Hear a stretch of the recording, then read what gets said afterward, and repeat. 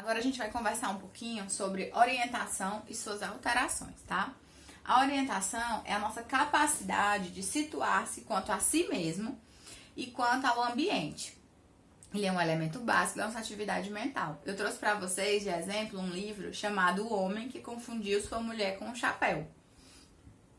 Quando eu tô falando, esse livro é baseado em fatos reais de uma pessoa que tinha um transtorno, eu não lembro agora exatamente qual era, e ele perdeu a sua capacidade perceptiva.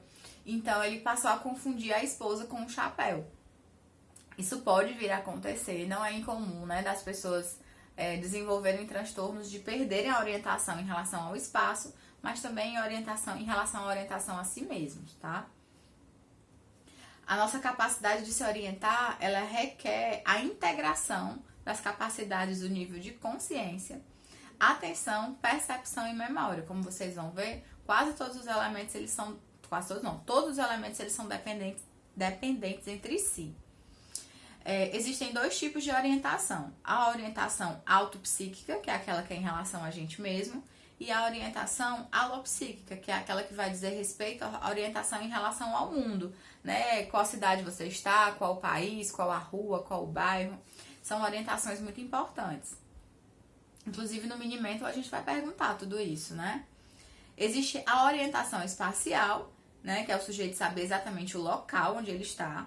Existe uma orientação topográfica, que eu estou no quarto, estou na sala, estou no banheiro, né? Existe uma orientação que ela é geográfica, que é saber a cidade, o país. São orientações que são importantes da gente investigar nos sujeitos. A orientação temporal, que é essa em relação ao tempo, ela vai necessitar uma adequada percepção, a gente ainda vai ver percepção em relação ao tempo, as sequências dos intervalos, a sua representação mental e o processo de temporalidade. Então essa questão do tempo é bem interessante, né? Eu escuto muito da minha mãe a seguinte frase: antes eu achava que o tempo passava muito rápido, mas desde que a gente entrou em quarentena o tempo não passa. Então essa percepção do tempo, ela é muito pessoal, ela é muito subjetiva e ela está relacionada ao nosso estilo de vida.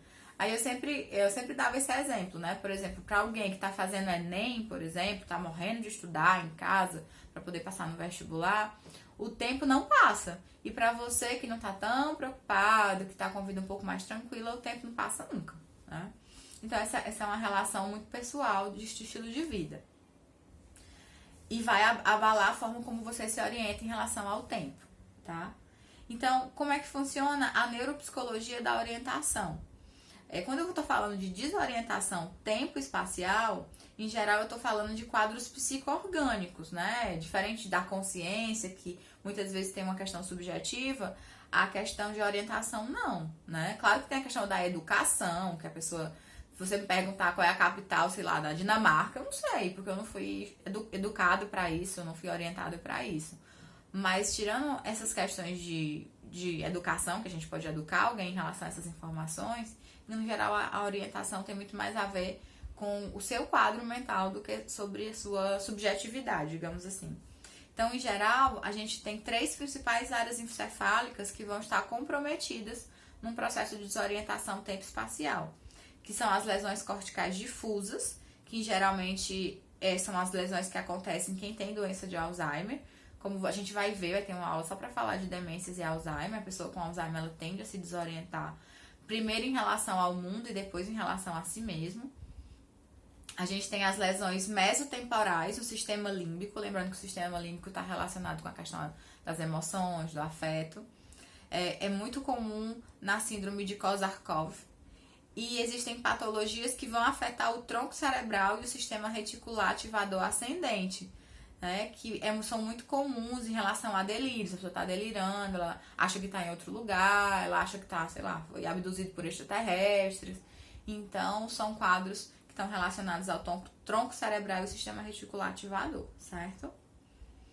E quais são os quadros em que a gente vai ter a psicopatologia da orientação, né? A gente vai ter em quadros como a redução do nível de consciência, que pode ser por causa de drogas, por exemplo, que pode ser por conta de medicação. Existem alguns remédios que você realmente perde um pouco da questão da orientação. Existem também a desorientação por déficit de memória imediata ou recente, como no caso de algumas demências, como no caso de algumas doenças ou alguns traumas também podem ocasionar esse tipo de coisa. A desorientação que ela é apática ou abúlica, que tem a ver com a depressão, né? Então a pessoa, quando ela tá deprimida, ela vai se desorientando no tempo e no espaço. Não é incomum ela não saber que dia é hoje, né? Não é incomum, ela vai perdendo essa ligação com o mundo externo. Existem as desorientações delirantes, que estão dentro daqueles quadros de delírio que eu já expliquei. E existe também a desorientação por déficit intelectual, né? O DI, que é o déficit intelectual, é uma coisa que existe, é um TGD, um transtorno global de desenvolvimento, e que muitas vezes está associada à questão da orientação. Então, uma pessoa que não conseguiu ser educada, como eu falei para vocês, dando o exemplo de eu não saber qual é a capital da Dinamarca, ela também pode muitas vezes se desorientar, certo? E em relação às... Agora a gente vai entrar nas vivências do tempo e do espaço e as suas alterações. O ser, de modo geral, né, sermos sujeitos, ele só é possível porque a gente trabalha dentro de dimensões que são reais e objetivas do tempo e do espaço. Então, o tempo e o espaço, eles são condicionantes fundamentais do universo humano e são estruturantes básicos da nossa experiência, né? A gente tem essa noção de agora, né? Inclusive tem um livro bem legal chamado O Poder do Agora. Quem puder ler, quem tiver aí um tempinho, fica a dica. Falando dessa nossa relação com os nossos momentos, né? Em geral, as regiões que estão relacionadas a essa parte do nosso cérebro é o córtex óbito-frontal medial posterior. E essas alterações, e podem haver anormalidades em relação à nossa vivência de tempo e espaço. Vivência do tempo e do ritmo psíquico. Aí eu trouxe dois exemplos, que são as síndromes depressivas e as síndromes maníacas, em que a pessoa muda a forma como ela se relaciona com o tempo e com o espaço. Eu trouxe um filme, gente, esse filme é bem legal.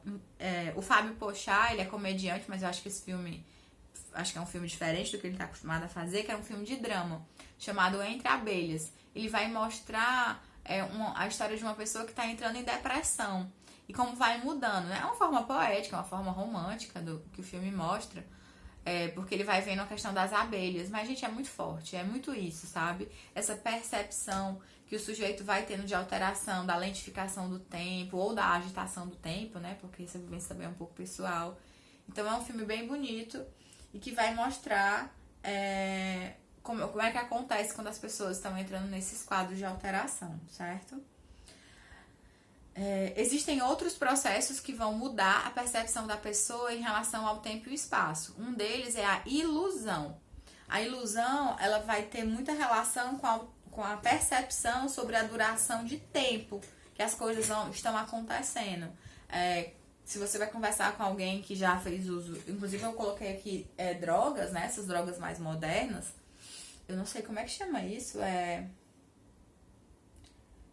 eu esqueci o nome. Não sei se essa é uma bala, cristal, tem tanto nome.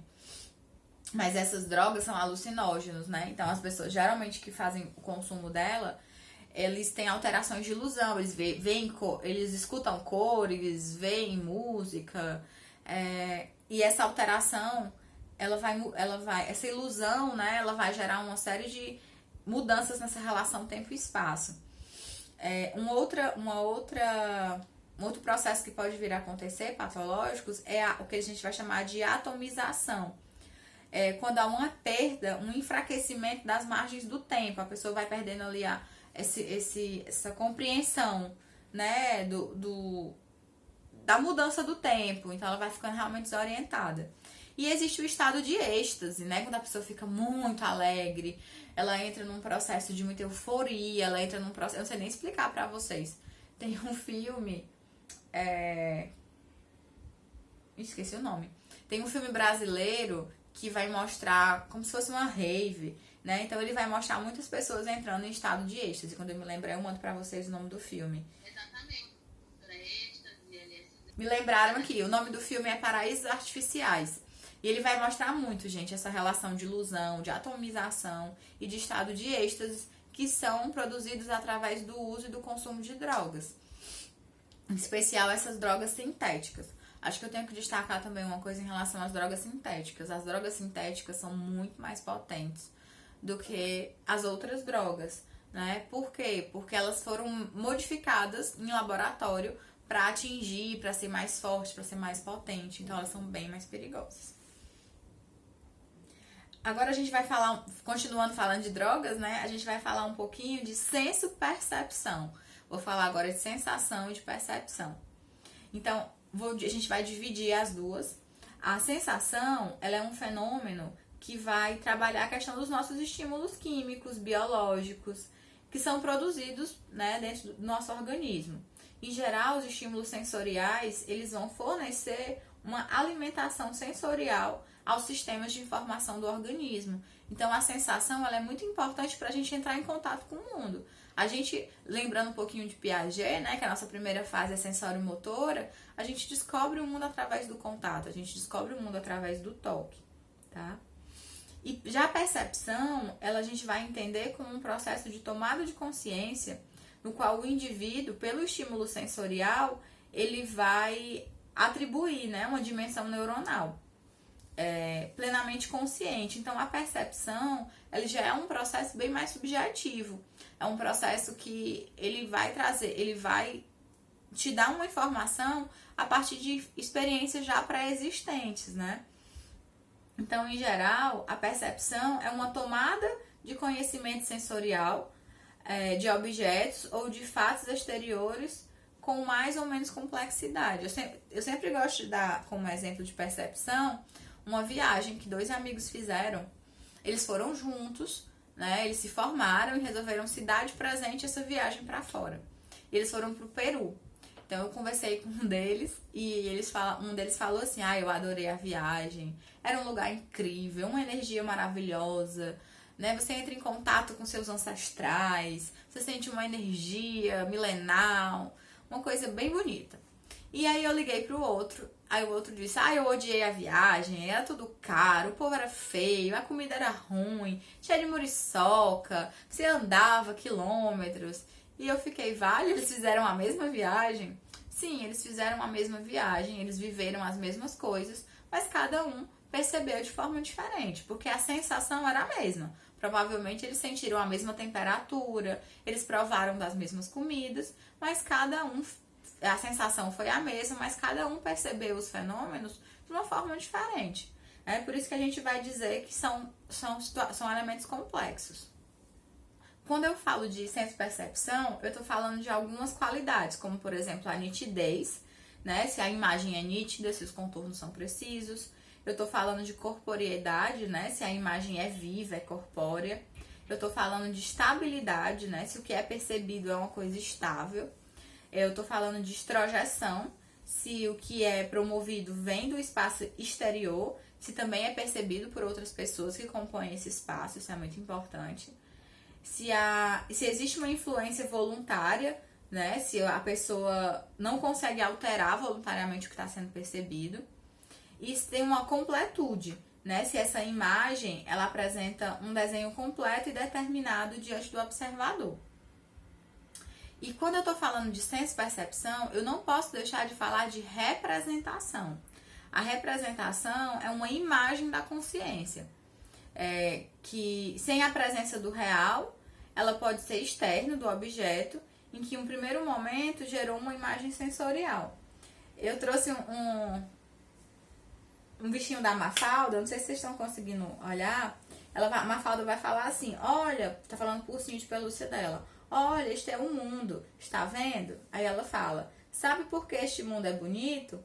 Porque é um modelo reduzido, o original é um desastre. Então, assim, ela vai trazer um pouquinho do que seria a representação, né? Você vai ver uma parte, você vai representar você vai pegar uma coisa menor e significar pelo todo. E uma outra coisa importante quando eu falo de senso-percepção é falar de imaginação. Inclusive, acredita-se que a imaginação vai ser a moeda do futuro, né? A imaginação, a criatividade. Acredita-se que o que a gente mais vai precisar nos próximos anos é de pessoas criativas, pessoas que conseguem inovar, pessoas que conseguem trabalhar dentro de contextos extremos, como que a gente está vivendo agora. Então, a imaginação é considerada uma atividade psíquica voluntária, em que consiste na evocação de imagens percebidas no passado ou na criação de novas imagens. A imaginação é um processo de produção de imagens que geralmente ocorre na ausência de estímulos sensoriais. Então é isso, imaginação é você conseguir trabalhar dentro de um processo em que de fato você não tem uma coisa objetiva, então você tem que criar na sua cabeça. Acredita-se que a imaginação seja um dos grandes diferenciais, né, da nossa civilização. Por exemplo, antes de fazer uma cadeira, o ser humano conseguiu pensar na cadeira na sua cabeça para que depois, de fato, ela pudesse produzir. E isso, gente, é um grande diferencial da nossa espécie humana, né? Acredita-se que as outras espécies não conseguem imaginar e depois produzir. E quais são as alterações quantitativas em relação à senso-percepção? Existem algumas, né? A hiperestesia, que é quando a nossa percepção ela é aumentada. Então, às vezes, um problema pequeno se torna uma coisa enorme. Acho que o pessoal do Big Brother vive muito isso, né? A hiporestesia, que é quando a pessoa, geralmente, ela percebe as coisas mais escuras, mais sem graça, né? Ela não consegue, a gente vai ouvir muito isso nos pacientes, né? O que a gente chama de anedonia. Eles vão perdendo o prazer nas coisas que eles gostavam de fazer. A coisa vai ficando sem graça, vai ficando sem sentido. E existe a hiperpatia, que é quando uma sensação ela é desagradável. Uma sensação enormemente desagradável é produzida a partir de uma coisa muito simples. Eu peguei no teu braço, aquilo ali já te faz um mal danado. Eu não tenho certeza, mas eu acho que isso acontece em alguns casos de pessoas com autismo. Por isso que eles têm tanta aversão a toque, certo? Existem também uma outra alteração, que eu particularmente nunca vi acontecer com ninguém, eu vi no seriado do Freud, não sei se vocês estão assistindo, que tá passando na Netflix, que é a anestesias táteis, que é quando a pessoa perde a sensação tátil. Eu pessoalmente nunca vi, eu só vi no seriado, que ele vai pegar uma paciente e ele enfia uma agulha na perna dela e ela não sente nada. Acredito eu que seja um bom exemplo de anestesia. E existe a parestesias, que é quando as sensações táteis desagradáveis, como formigamento, adormecimentos, picadas, agulhadas, mesmo que não aconteça. Isso aí eu já vi mais em ambulatórios, em pacientes, né? Eu já presenciei casos assim. Um dos casos que eu presenciei era de uma senhora que ela tinha um formigamento, ela disse que sentia como se fosse formigas subindo. Ela não via formigas, era só a sensação dessas formigas subindo. Um dos motivos que a gente imaginou foi por conta de uma alergia que ela tinha a um medicamento. E isso estava gerando alterações de senso-percepção nela, tá? Então, um outro fenômeno da senso-percepção é a ilusão. A ilusão é caracterizada pela percepção deformada ou alterada de um objeto real que esteja presente. Lembrando que o delírio nem necessariamente existe uma coisa presente, a pessoa delira sem nada. Na ilusão existe um objeto que faz com que a pessoa delire, que faz com que a pessoa alucine, né? Então ele vê uma cadeira e vê essa cadeira virando um monstro, alguma coisa assim. Então, em geral, as ilusões elas vão acontecer em 3 momentos, em 3 condições. Uma delas é um estado de rebaixamento do nível de consciência. Outra delas pode ser por conta de fadiga grave, né? Então, quando você está muito cansado, muito exaurido, às vezes a pessoa está passando por um processo de adoecimento, longos períodos de internação podem acarretar isso também. Ou alguns quadros afetivos, né? Pessoas que perderam pessoas queridas, né? Algum trauma muito pesado pode fazer com que essa pessoa entre num processo de ilusão também, tá?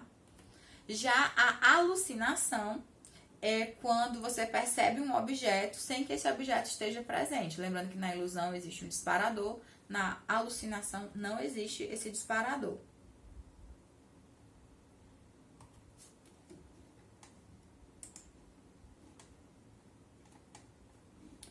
Pronto, gente. Alguém tem alguma dúvida? Acho que eu concluo aqui essa parte técnica. Se alguém tiver alguma dúvida, a gente vai conversando agora.